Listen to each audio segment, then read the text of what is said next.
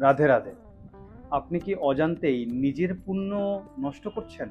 আমাদের শাস্ত্রে বলছেন কিছু কর্মের কথা। প্রথম বলছেন মিথ্যা কথা বললে যজ্ঞ এবং পুণ্যকর্মের ফল নষ্ট হয়ে যায়।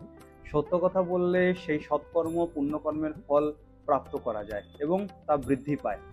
তার সাথে সাথে আরো বলছেন যে আপনি যদি তপস্যা করেন, তপস্যা করবার পরে অহংকার করেন, বা তার সাথে সাথে সেই তপস্যার যে একটা প্রভাব সেটা যদি সামলাতে না পারেন, তাহলে সেই তপস্যার পূর্ণ ফলও নষ্ট হয়ে যায়।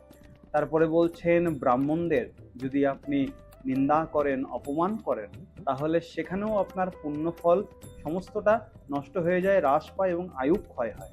এটা এমনটাই শাস্ত্রে বলেছেন। আর পঞ্চম যে বিষয়টি বলছেন সেটি হলো কোনো পুণ্যকর্ম করবার পরে, দান ধ্যান করবার পরে যদি আপনি তা প্রচার করেন, বলে বেড়ান সকলকে, সেখানেও আপনার পুণ্যফল নষ্ট হয়ে যায়। এই সমস্ত বিষয়গুলি আমাদের মনু সংহিতায় ঋষি মনু তিনি আমাদেরকে শিখিয়ে দিয়ে গেছেন, জানিয়ে দিয়ে গেছেন। রাধে রাধে।